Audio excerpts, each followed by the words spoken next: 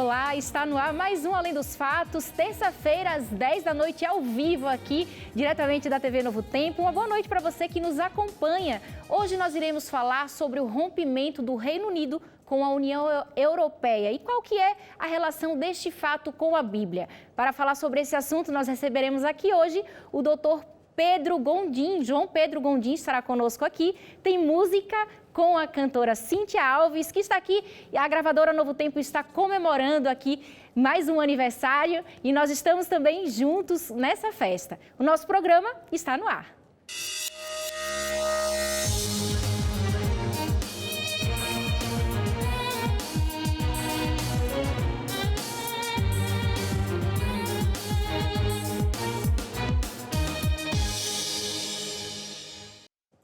Está no ar o nosso programa e agora, claro, é a hora de mandar abraços para os nossos telespectadores. E olha, temos abraços aqui especiais, viu? Eu fiz uma lista aqui antes do nosso ao vivo.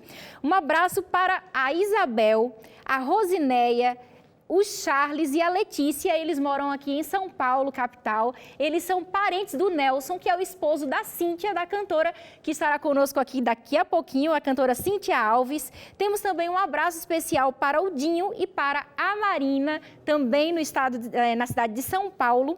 Um abraço especial para a Gabriele Oliveira, o Márcio, a Néa, a Grazi, o Wagner, a Nilda, o Ricardo, a Gleide e o Gil. E tem mais um, que é a Selma e o Manuel, que são os pais da cantora Cíntia Alves, que estará conosco daqui a pouquinho. Temos abraços também para os nossos internautas, os nossos amigos do Facebook. Flor Morena Gorete, do Rio de Janeiro, um abraço para você, Flor. Um abraço também para Edilza Oliveira, de Santos, São Paulo. Para a Joélia Souza, de Pacaju, Ceará. E para a Pamela, de Vilhena, Roraima. Um abraço para você, Pamela. Lembrando que se você quer receber abraços aqui do nosso programa, é só acessar o nosso Facebook, facebook.com/Além dos Fatos. Tem o nosso Instagram também, @AlemDosFatosNT. E se por acaso você perdeu alguns dos nossos programas, acesse o nosso blog novotempo.com/Além dos Fatos. E claro, tem o nosso canal também do YouTube. O Reino Unido rompeu a relação com a União Europeia. E é sobre isso que você assiste agora. Brexit tem sido uma das palavras mais pronunciadas nos últimos 4 meses no Reino Unido. O termo é a junção de 2 palavras inglesas que significam saída britânica. A nação britânica é formada por Inglaterra, País de Gales, Escócia e Irlanda do Norte. Eles fazem parte do grupo União Europeia desde 1973, mas sempre mantiveram algumas posições, como a de não aderir ao Tratado de Livre Circulação de Pessoas em territórios europeus e também não aderir ao euro, mantendo como a moeda nacional a libra. Entre os que defendem o Brexit, um dos principais argumentos é o econômico. Eles afirmam que, com a saída, o Reino Unido ficaria livre para estabelecer relações comerciais com outros países, como a China, por exemplo. Outro ponto é que o Reino Unido não teria que enviar dinheiro a Bruxelas, a sede da União Europeia. Atualmente, os britânicos contribuem com 440 milhões de euros semanais. Essa quantia é a contribuição para o orçamento europeu e, segundo aqueles que defendem o rompimento com o grupo, esse dinheiro poderia ser investido em pesquisa científica e novas indústrias. Os favoráveis à permanência na União Europeia dizem que a taxação sobre as exportações para países de fora da União Europeia é extremamente alta. Além disso, argumentam que as transações comerciais entre os países do bloco são menos burocráticas, o que permite que 45% das exportações britânicas sejam para países do bloco. O outro tema bastante discutido nas campanhas é o da imigração. Os defensores da saída alegam que o Reino Unido vai poder alterar as políticas de imigração e criar o próprio regulamento para a entrada de refugiados. Em contrapartida, para os que querem ficar na comunidade europeia, deixar o bloco não significa que a imigração vai cair, porque, segundo eles, os países de fora têm maiores índices de imigrações, incluindo pessoas vindas da própria União Europeia. Esse último ponto é considerado o mais polêmico e tem muito peso na votação em um momento de grave crise migratória e que os países europeus ainda não conseguem chegar a um acordo sobre como deve ser a política para os refugiados. Falar sobre esse rompimento com o Reino Unido, do Reino Unido com a União Europeia, agora sim recebo o doutor João Pedro, que está aqui com a gente. Tudo bom, doutor? Seja bem-vindo. Já esteve aqui outras vezes, né? Está mais uma vez aqui com a gente no Além dos Fatos. Seja muito bem-vindo. Eu que agradeço. Estive aqui uma vez e estou muito feliz de estar de novo. Agora, João, o que é que motivou esse rompimento do Reino Unido com a União Europeia? Bom, como já foi dito na reportagem, foram uma série de fatores. Na verdade, não tem como a gente definir uma coisa só. Eu diria que 2 foram os principais. Um deles é a questão da liberdade para realizar suas relações, que é o que o Reino Unido preza muito, que tudo que ele precisava, que ele iria realizar de transações comerciais com outros países, questões políticas, etc., tinha que passar pela União Europeia. E isso, muitos dos britânicos acreditavam que acabava atrasando o país de uma certa forma, atrasando a economia, atrasando as relações comerciais. E eles acreditavam também que, rompendo com a União Europeia, eles teriam liberdade para realizar suas transações comerciais de maneira mais livre e melhor. E um outro ponto é a própria questão dos refugiados também, como foi mencionado. A gente está vendo uma crise migratória mundial, principalmente por conta da guerra na Síria e no Iraque, e diversos fatores influenciam para que os britânicos fiquem muito receosos com relação à vinda dos imigrantes. Em primeiro lugar, eles acreditam que os imigrantes iriam retirar os empregos dos próprios britânicos. Em segundo, como o sistema de saúde britânico é um dos melhores do mundo, eles acreditavam que a vinda de muitas pessoas com condições econômicas difíceis iria sobrecarregar o sistema de saúde deles. E não só de saúde, de seguridade social de uma forma geral. E, além disso, também não há como a gente esquecer a questão do medo de virem terroristas dentre os imigrantes. Então, a saída foi motivada principalmente para que eles possam controlar de maneira muito mais rígida a vinda dos imigrantes. Agora, esse desligamento do Reino Unido da União Europeia tem um tempo determinado? Vai ser imediato? Como que vai ser? Bom, existe o Tratado de Lisboa, que é o que regula a própria União Europeia, e no artigo 50 é dito que há um prazo de 2 anos para que as tratativas sejam realizadas para a saída de um determinado país do bloco. Esse prazo ele pode ser estendido, mas aí é necessário unanimidade de todos os chefes de Estado da Europa, né, o chamado Conselho Europeu, para que esse prazo seja estendido. O grande problema é que muitos dos políticos do Reino Unido querem postergar a saída, querem que isso seja realizado de uma maneira muito mais tranquila, muito mais lenta do que alguns dos outros governantes do bloco europeu. Eu já vi entrevistas de parlamentares do Parlamento Europeu dizendo que querem que tudo seja feito da maneira mais rápida possível. Então, a gente pode esperar um bom momento de incerteza aí no futuro. Agora, de que forma as pessoas estão um pouco assustadas, né? Como que isso vai comprometer o mundo economicamente e politicamente também? A questão da economia, ela é muito baseada na confiança. Na confiança que os investidores têm, da estabilidade de um determinado país, desse país poder cumprir seus compromissos assumidos, pagar sua dívida e etc. A saída do Reino Unido da União Europeia causa exatamente o oposto do que os investidores gostam, causa incertezas. Então, a gente pode esperar algum período de instabilidades econômicas. É bem provável que os investidores que investiam no Reino Unido saiam de lá e vão para outras economias mais sólidas, né, de uma certa forma. A gente até viu que, no dia seguinte à saída do Reino Unido, ao referendo do Reino Unido, a Libra caiu muito o preço dela, e isso é tudo efeito dessa instabilidade econômica que pode acontecer. Politicamente também é uma coisa que é muito provável que haja modificações. A entrada no Reino Unido pode ser um pouco dificultada das pessoas de outros países que queiram, até visto de turista, de trabalho, etc. E a própria existência do Reino Unido também está em xeque. Porque dos 4 países que compõem o Reino Unido, somente a Inglaterra e o País de Gales votaram para sair. A Escócia e a Irlanda do Norte voltaram para ficar na União Europeia. E a gente sabe que existe um movimento separatista muito forte, principalmente na Escócia. Então, a saída da União Europeia é bem provável que aflore novamente esse sentimento dos escoceses e irlandeses, a ponto deles quererem deixar o Reino Unido e voltar a se unir à União Europeia. Então, como eu já disse, a gente pode esperar um bom tempo de incertezas. Agora, doutor João, temos uma pergunta aqui da Miriam. Miriam, qual é a sua dúvida? Vamos ver? Olá, Luciana. Meu nome é Miriam e eu gostaria de saber como que esse rompimento vai afetar o Brasil economicamente. Os brasileiros já estão fragilizados, né? E imaginam que qualquer instabilidade mundial vai afetar o Brasil também. Tem relação? Pode acontecer também? Pode afetar o nosso país? Eu diria que afetar vai, mas não de uma maneira muito profunda, porque o Reino Unido não é o grande parceiro comercial do Brasil. Mas o Brasil pode se beneficiar muito disso que aconteceu. No curto prazo, vai depender. O Brasil está vivendo um período de instabilidade econômica e política, e isso faz com que os investimentos não venham para cá.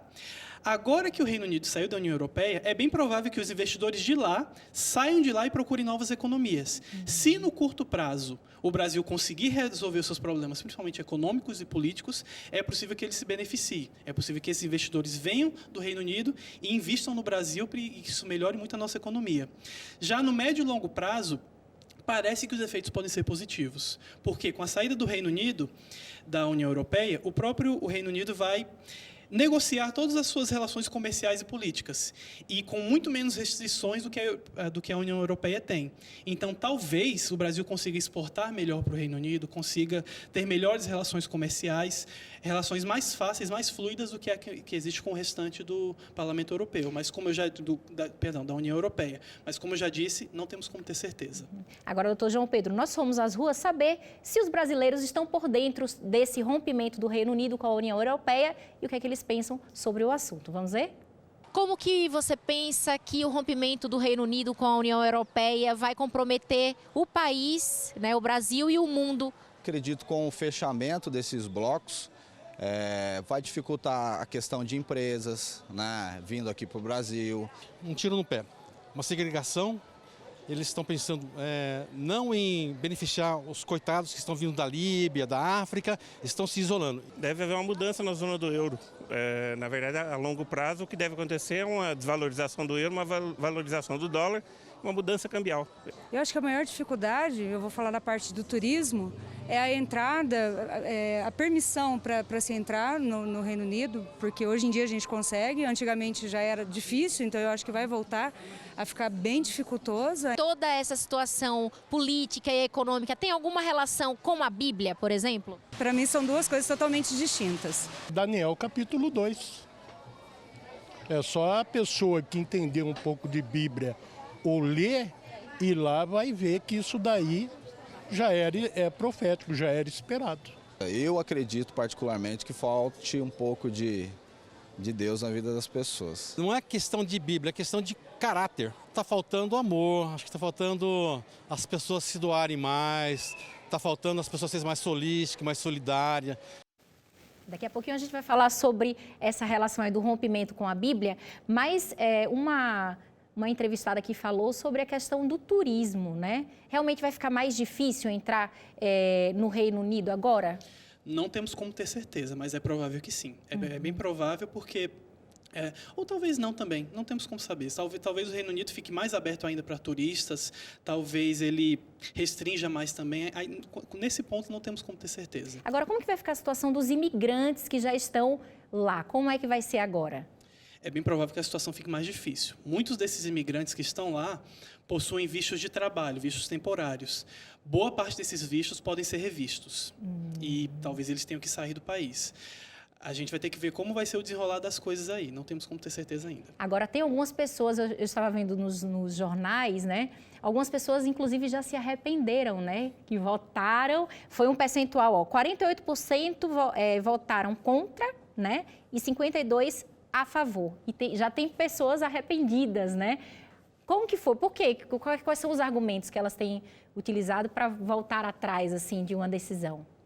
Eu acho que a saída do Reino Unido da União Europeia, que as pessoas que votaram, era aquela coisa que elas queriam apaixonadamente que acontecesse, mas não acreditavam que efetivamente fosse acontecer. Era eles idealizavam, né? Assim, que eles queriam muito lutar por isso, mas agora que aconteceu realmente, a gente viu até alguns dos grandes defensores da saída do Reino Unido da União Europeia já botando o pé atrás. Agora, esse momento, a queda da bolsa de lá, a queda da moeda também é uma coisa que pegou muita gente de surpresa. Talvez as pessoas que votaram não tivessem pensado nas consequências negativas da saída, não é verdade? Então, talvez elas tenham ficado receosas por causa causa disso. Agora, se aliar novamente à União Europeia é possível? Em teoria é voltar possível. atrás? Em teoria é possível, mas é muito improvável. Porque para que o Reino Unido retorne à União Europeia, em primeiro lugar, ele ainda não saiu. A gente vai ver alguns anos aí até a saída acontecer efetivamente. Mas depois que ela acontecer, o retorno pode acontecer. É necessário também uma votação unânime de todo o Conselho Europeu, que é formado pelos chefes de Estado, e um processo muito dificultoso também de novas negociações comerciais, etc. Eu acho pouco provável que aconteça, e agora eu vou especular. Boa parte das pessoas que votaram pela manutenção do Reino Unido na União Europeia foram as pessoas mais jovens. E as pessoas que votaram pela saída foram as pessoas mais velhas. Então, creio eu que talvez em algumas gerações, em uma ou duas gerações, daqui a 20, 30, talvez 40 anos, quando os jovens de hoje forem as pessoas de meia idade que estiverem governando o Reino Unido, é bem provável que a gente veja um novo movimento deles querendo retornar para a União Europeia. Mas aí é pura especulação minha, não temos como saber. Eu já ia perguntar, são 2 anos, né, o prazo para desligamento, será que dentro desse período eles poderiam voltar atrás e qual seria o processo? Então, é uma mudança a longo prazo, no caso. É uma mudança a longo prazo, sem dúvida. O próprio primeiro-ministro, né, o David Cameron, ele disse o seguinte, que a votação pela saída era uma coisa que não tinha volta. Obviamente tem, mas ele queria deixar bem claro que era uma coisa que era um passo que não poderia ser dado atrás. Na verdade, a votação de boa parte da população do país é uma coisa que não pode ser desprezada. Se não me engano, há 4 anos eles já estavam se preparando, né? Já há um bom tempo. Votação. Já desde o início, o Reino Unido não entrou completamente na União Europeia, por assim dizer, porque eles não aderiram 100% ao euro. As duas moedas eram aceitas no Reino Unido. Então, a gente já vê que, apesar dele fazer parte da União Europeia, de ser um dos países mais importantes, um pé fora eles já tinham desde sempre. Certo. Agora, qual é a relação? Nós, inclusive, perguntamos aqui no Fala Povo, existe uma relação da Bíblia com esse rompimento do Reino Unido com a União Europeia? Existe uma relação muito clara. Quando a gente estuda a profecia de Daniel, capítulo 2, a gente vê a sucessão dos reinos, como está previsto na Bíblia a história do mundo, desde a Babilônia até o tempo do fim, a gente vê que os tempos de hoje tem tudo a ver com a profecia bíblica. E no final de Daniel, capítulo 2, como o pastor vai falar melhor daqui a pouco, mas a gente sabe que a Bíblia deixou bem claro que não iria surgir um outro reino mundial naquela região, da Europa e Ásia Menor. E a gente vê que a União Europeia estava caminhando para isso. Na verdade, então, a saída do Reino Unido de lá deu uma certa desestabilizada nisso. Mas o pastor Gilson, com certeza, tem muito mais propriedade do que eu para falar sobre o assunto. E ele já está aqui, viu, João Pedro? Eu quero agradecer a participação, muito obrigada, muito esclarecedora aqui a sua fala, viu? Muito obrigada, volte mais vezes ao Além dos Fatos. Eu que agradeço, só chamar.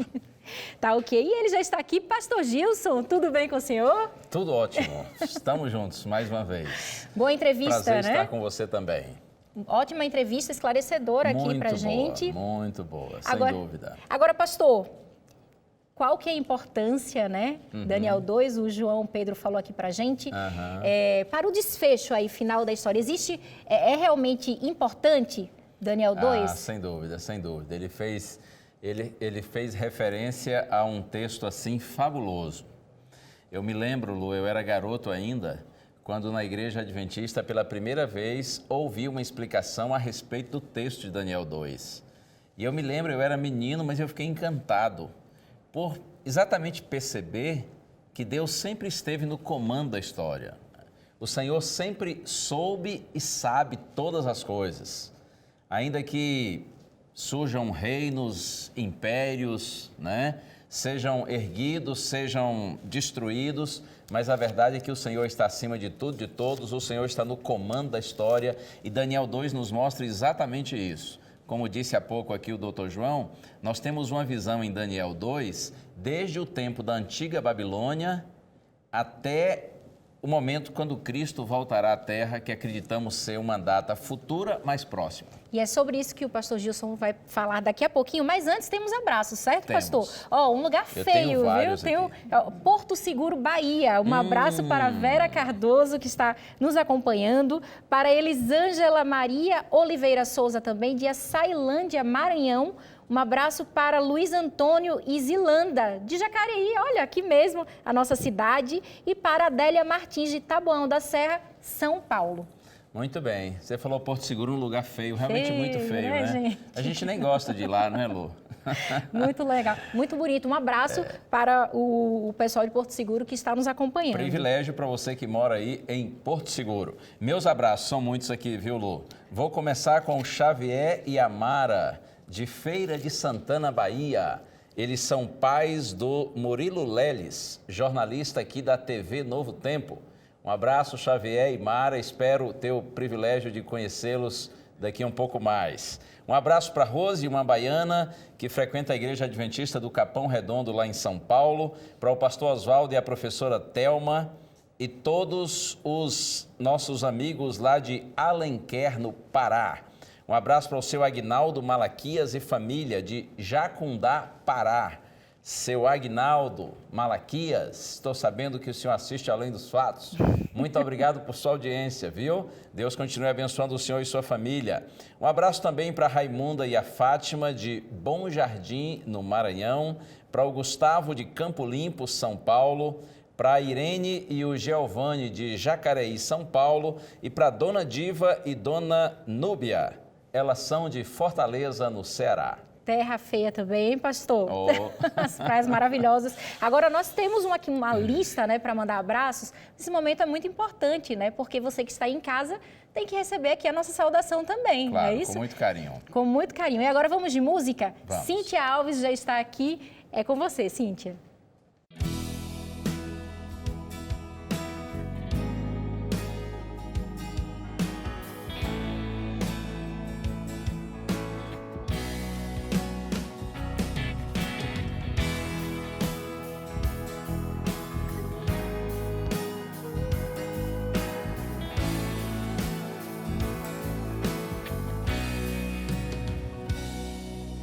Santo, Santo Deus,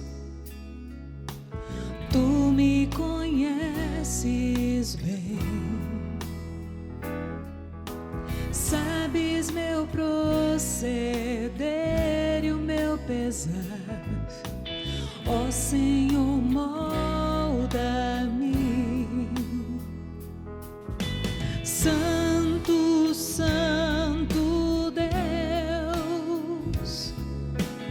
Tu me conheces bem, sabes meu proceder e o meu pesar, ó Senhor, molda-me. Como um rio de água viva, corre o teu poder em mim. Nos momentos de angústia, sempre estás junto a mim.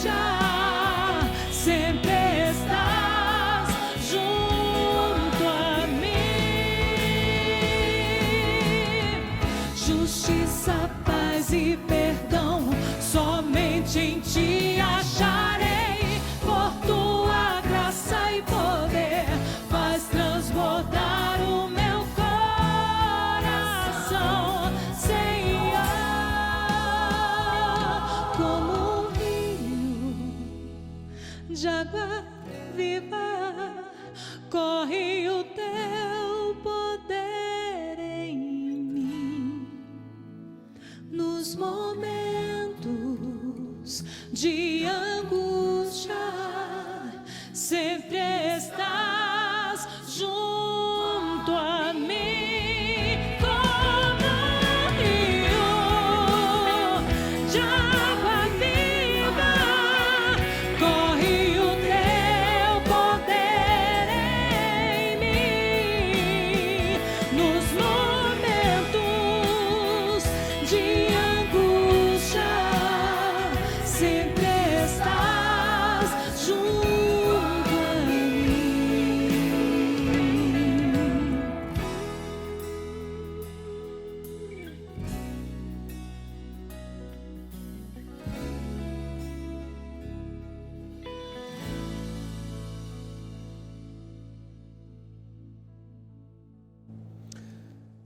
Glórias e louvores ao nosso bendito Deus. Você está aí, eu estou aqui e nós agora estamos juntos, através da sua Novo Tempo, o canal da esperança.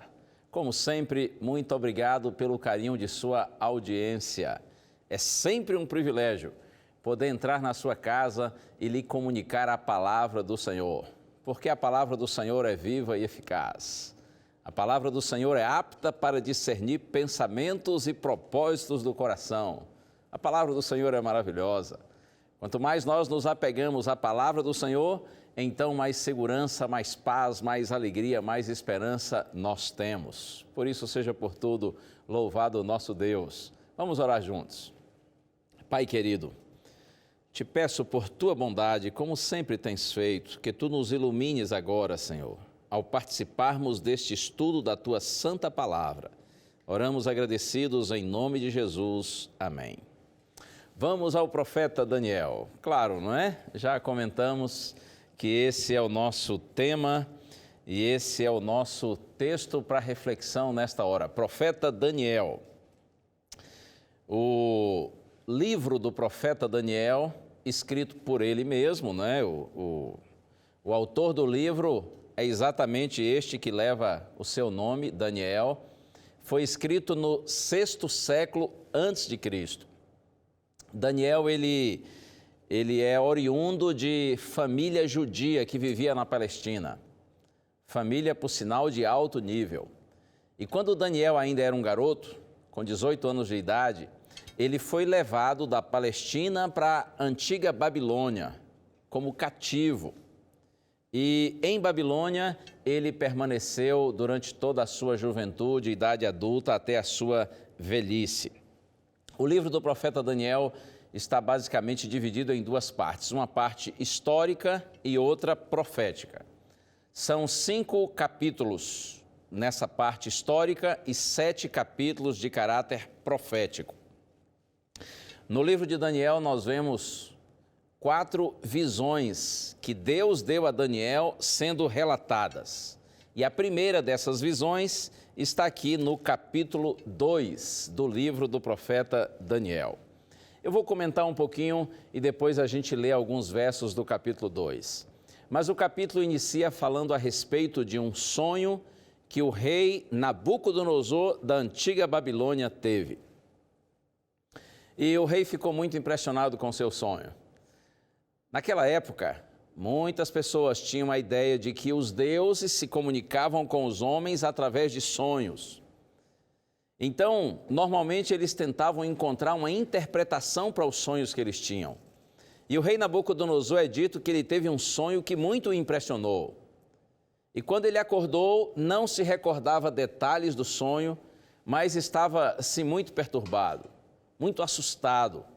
E aí ele chamou logo os seus encantadores, feiticeiros, magos, astrólogos, reuniu todos aqueles homens considerados sábios e disse: olha, eu tive um sonho e eu quero saber que sonho é esse, que significado tem esse sonho. E todos que estavam ali disseram: ok, nós estamos prontos para lhe orientar, Senhor, Vossa Majestade.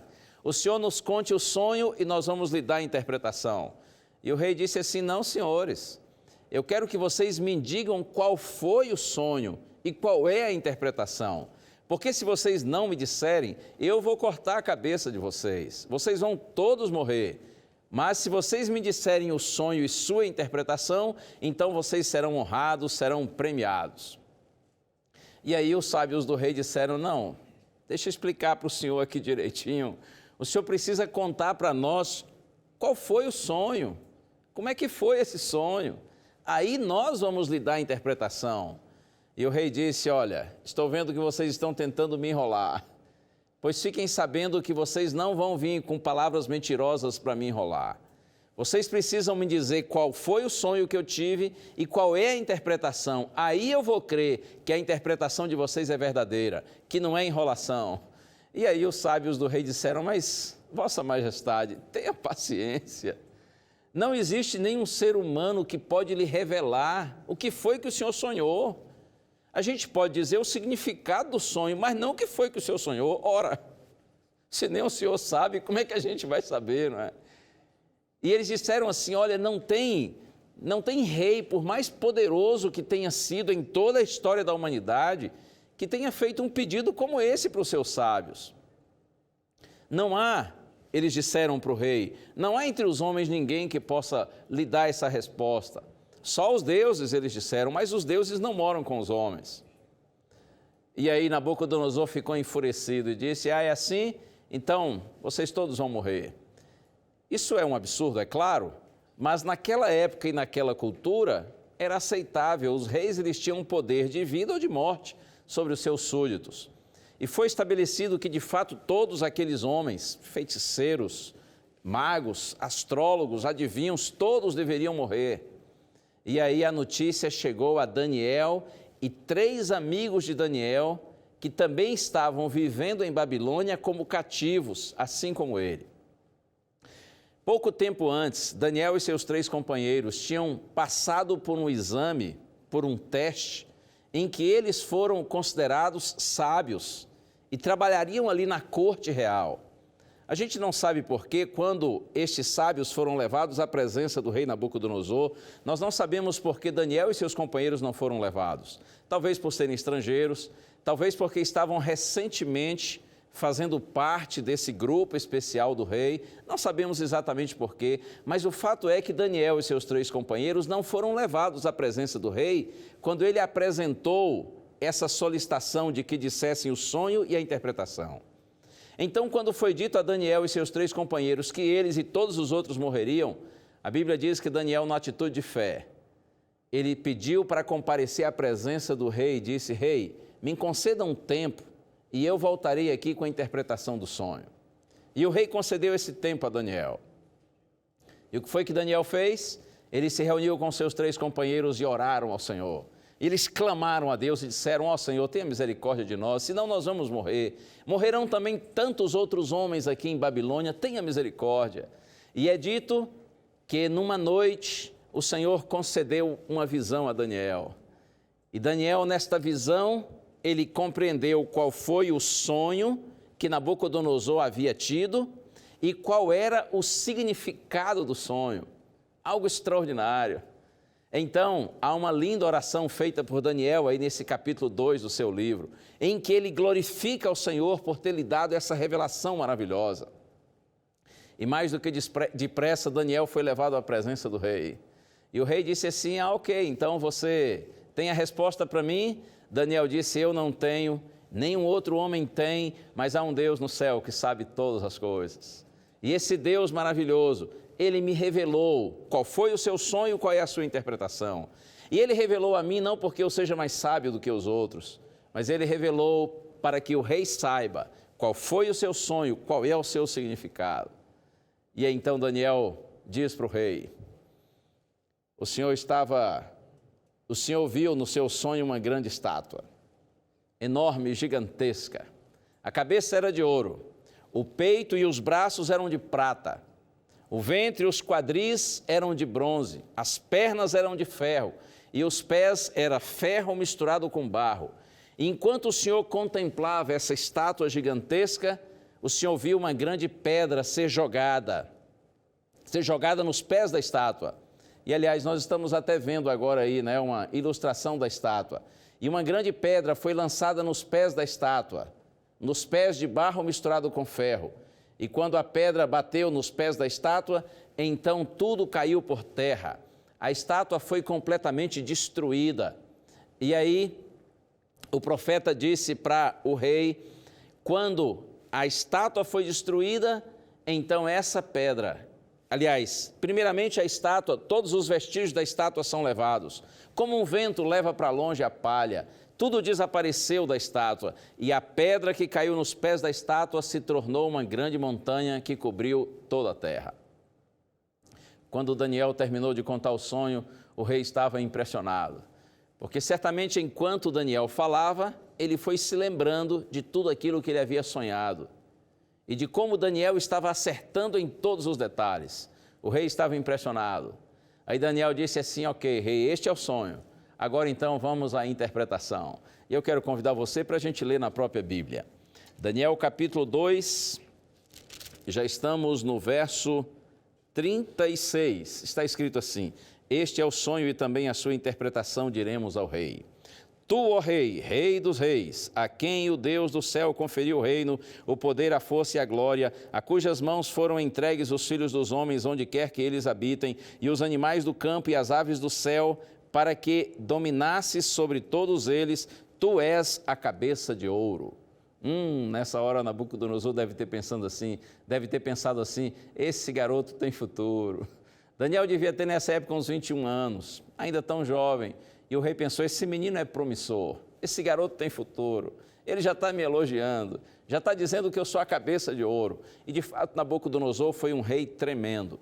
Desde a sua ascensão ao trono de Babilônia até a sua morte, Nabucodonosor levou Babilônia a uma glória incomparável. Por isso Daniel diz, tu és a cabeça de ouro. Mas veja na sequência, verso 39. Depois de ti se levantará outro reino inferior ao teu, e um terceiro reino de bronze, o qual terá domínio sobre toda a terra. O quarto reino será forte como ferro, pois o ferro a tudo quebra e esmiuça. Como o ferro quebra todas as coisas, assim ele fará em pedaços e esmiuçará. Quanto ao que viste dos pés e dos dedos, em parte de barro, de oleiro e em parte de ferro, será esse um reino dividido, contudo haverá nele alguma coisa da firmeza do ferro, pois que viste o ferro misturado com barro de lodo.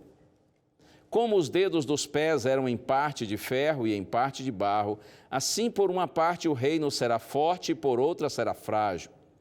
Quanto ao que viste, observe bem essas palavras, verso 43, quanto ao que viste do ferro misturado com barro de lodo, misturar-se-ão mediante casamento, mas não se ligarão um ao outro, assim como o ferro não se mistura com o barro. E na sequência, mas nos dias destes reis, o Deus do céu suscitará um reino que não será jamais destruído. Este reino não passará a outro povo, esmiuçará e consumirá todos estes reinos, mas ele mesmo subsistirá para sempre. Como viste que do monte foi cortada uma pedra, sem auxílio de mãos, e ela esmiuçou o ferro, o bronze, o barro, a prata e o ouro.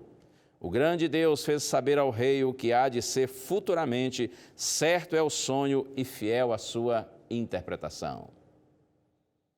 Se Nabucodonosor já estava impressionado com o sonho, agora ele ficou mais ainda com a fabulosa interpretação dada por Daniel. Mas é claro que toda esta sabedoria veio como fruto de uma revelação divina, porque o Senhor é quem sabe todas as coisas.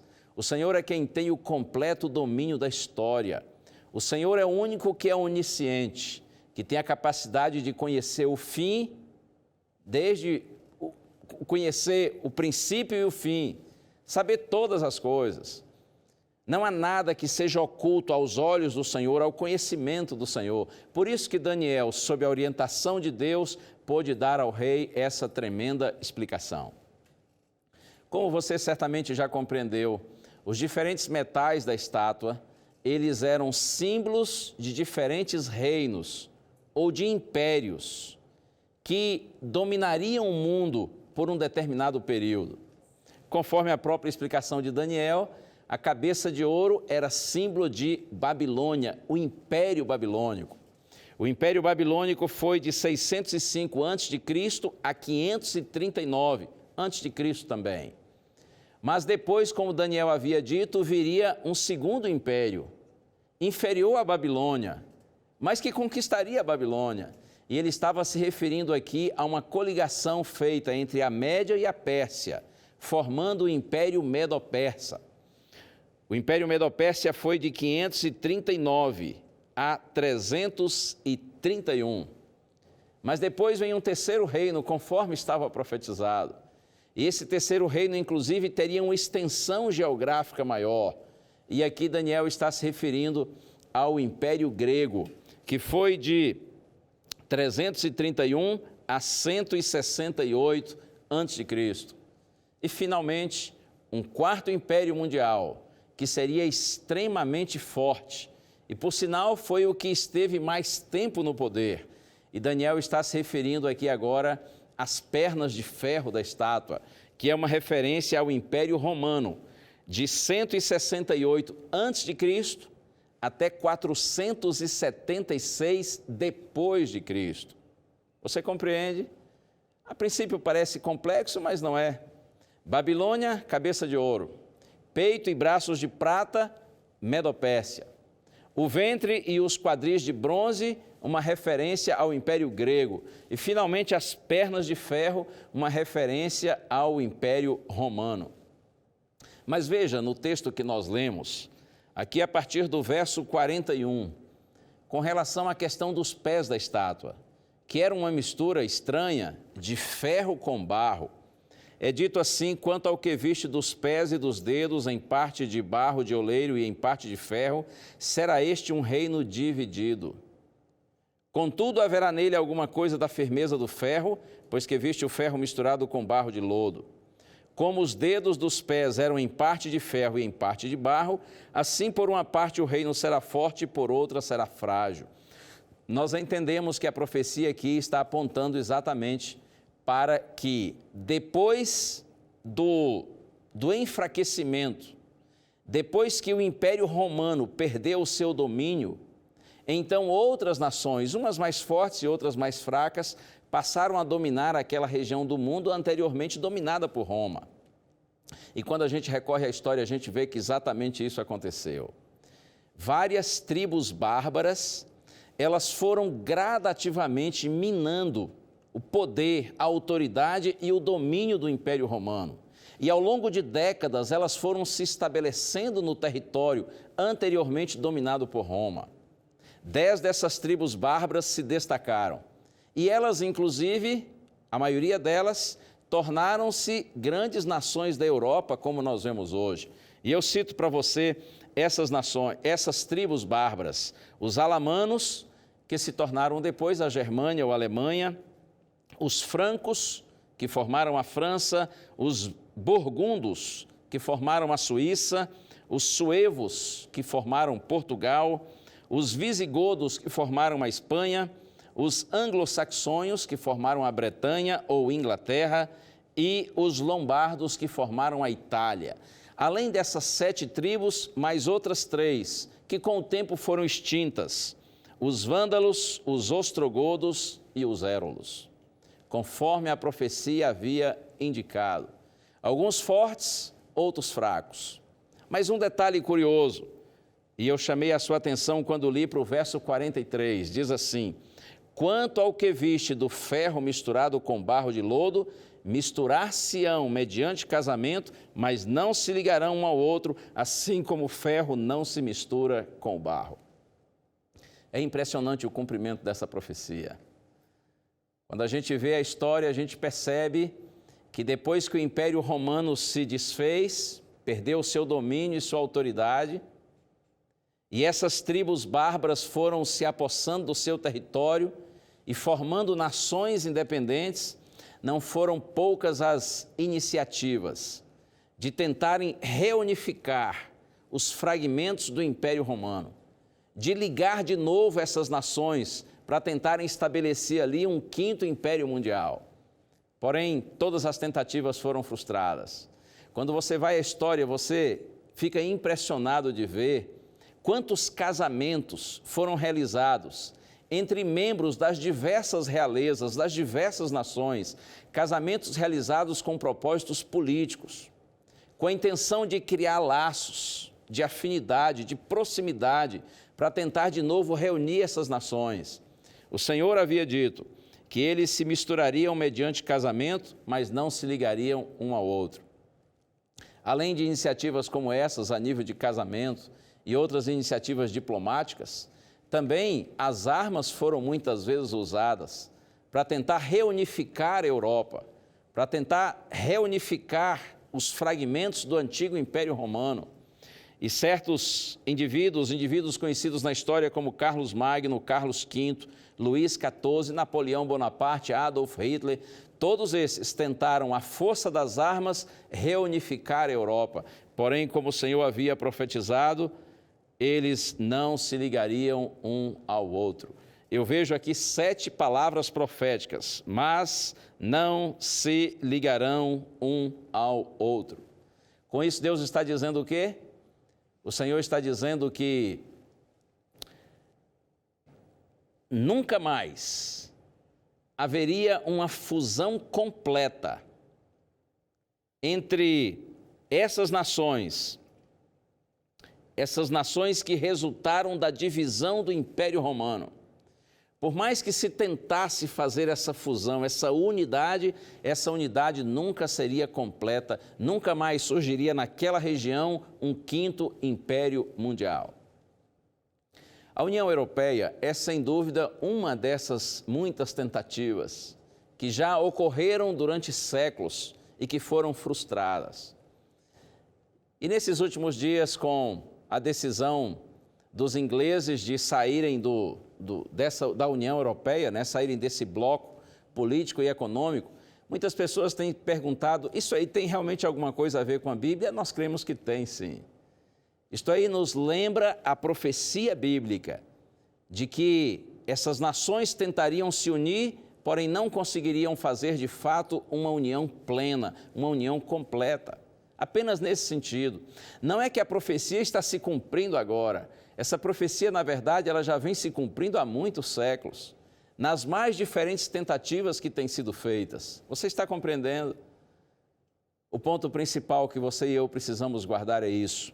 O Senhor tem o controle da história nas suas mãos, Ele sabe todas as coisas. Os reinos humanos, injustos e temporais, eles um dia desaparecerão para sempre.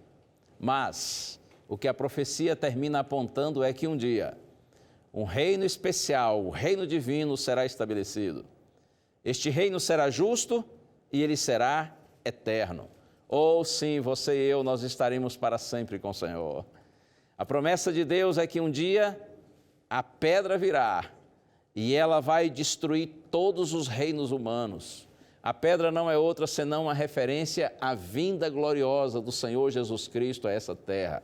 Nos dias destes reinos, ou seja, nos dias desses reinos divididos, dessa Europa que não consegue se unir para valer, aliás, de um mundo desunido, de um mundo que vive em guerra, de um mundo que vive em conflito, de um mundo imoral, de um mundo que não se respeita, que não se ama, que não se valoriza. Nesse contexto, então o Senhor virá em glória e majestade e estabelecerá o seu maravilhoso reino. Eu creio nisso. Você também crê? Ore a Deus, estude sua palavra, peça ao Senhor sabedoria para compreender o texto bíblico, em especial as profecias bíblicas. Sabe por que as profecias foram dadas? Não pense que é para satisfazer nossa curiosidade em relação ao futuro. Não é por isso.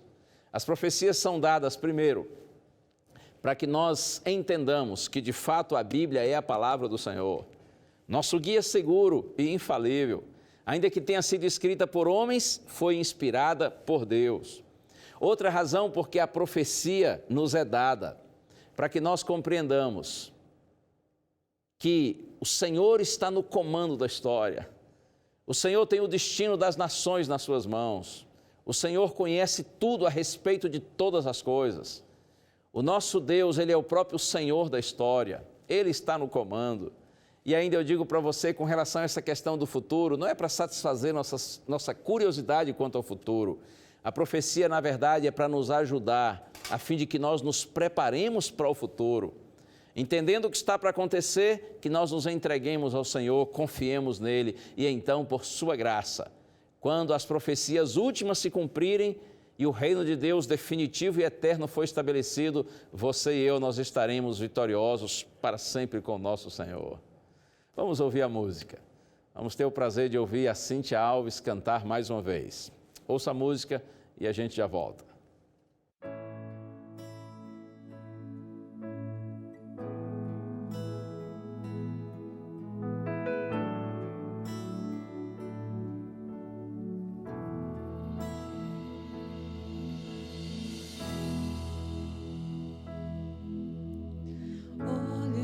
Senhor, os dias meus te inclina para mim, compadece-te da minha aflição. Tu que sabes toda a minha lida, a estrutura da minha vida, ouve agora, ó Deus, a minha oração. Senhor, não me escondas teu rosto, estou aflito, cansado, eu preciso de ti. Senhor, santifica o meu corpo, faz-me teu santuário, vem habitar em mim. Santo Espírito, habita em mim, vem como fogo que refina o ouro, como oleiro que transforma o vaso, vem me toma em tuas mãos, quebranta o meu coração, como a voz que se ouviu no monte, como a água que jorra da fonte, purifica-me, Senhor, e me renova com teu amor.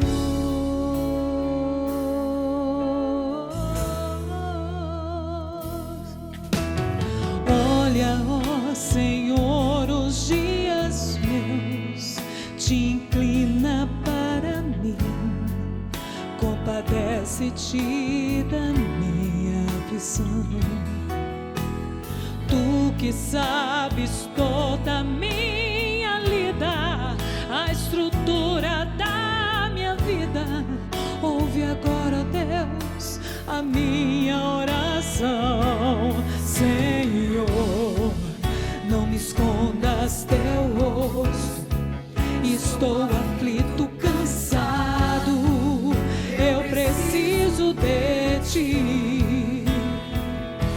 Senhor, santifica o meu corpo, faz-me teu santuário, vem habitar em mim.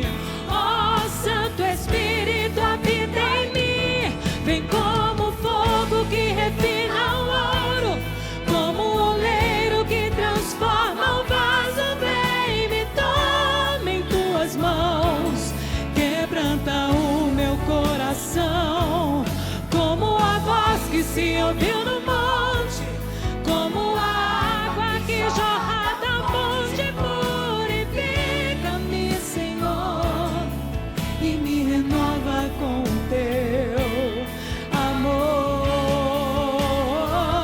Vem como fogo que refina o ouro, como o oleiro que transforma o vaso, vem, me toma em tuas mãos, quebranta o meu coração, como a voz que se ouviu no monte, como a água que jorra da fonte, purifica-me, Senhor, e me renova com teu amor.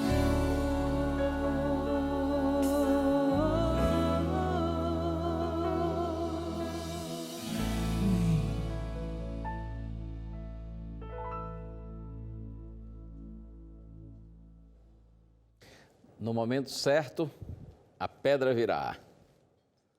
virá para pôr fim aos impérios humanos, aos reinos humanos, estabelecer o eterno reino de Deus.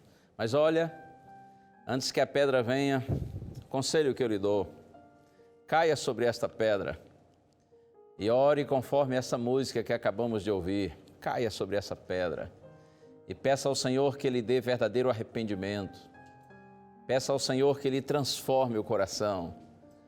Peça ao Senhor que mude sua natureza, sua visão, sua compreensão da existência. Porque se nós não cairmos sobre a pedra, para que ela nos transforme, então um dia a pedra cairá sobre nós e nós seremos transformados em pó. A pedra um dia virá para a nossa destruição, mas é claro que o sonho de Deus é vir para a minha e para a sua salvação. Eu quero terminar só com mais um verso. Está aqui no livro de Jó, capítulo 42, verso 2. Jó diz assim: bem sei que tudo sabes e nenhum dos teus planos pode ser frustrado. Quando leio Daniel capítulo 2 e outras profecias do profeta Daniel, outras profecias que estão no livro do Apocalipse, a conclusão que eu chego é essa mesma de Jó. Bem sei, Senhor, que tu sabes de todas as coisas e nenhum dos teus planos pode ser frustrado. Acredite, o Senhor está no comando da história. Aparentemente o mal tem o controle definitivo, mas é só aparentemente. O controle da história ainda está nas mãos do Senhor da história. Sua palavra é fiel e verdadeira. No momento certo ele se manifestará em glória. E todos os que creem no Senhor, com o Senhor reinarão para sempre. Essa é sua promessa, essa é sua palavra, e assim será. Creia nisso. Vamos orar. Pai querido, te louvo, Senhor, pela oportunidade de compartilhar a tua palavra com os teus filhinhos. E te peço agora, Senhor, que tu abençoes todos que oram comigo, especialmente aqueles, Pai, que talvez nunca estudaram essa profecia, ou tenham estudado, mas ainda não tinham compreendido. Dá compreensão, Senhor, dá entendimento, para que seja renovada a nossa fé, fortalecida a nossa união com o Senhor, até a vitória final. Pai, eu te peço com gratidão em nome de Jesus. Amém. Mantenha sempre com você o que está escrito, que a fé é a certeza de coisas que se esperam e a convicção de fatos que não se veem. Este foi o nosso Além dos Fatos de hoje. Um bom descanso e até o próximo programa.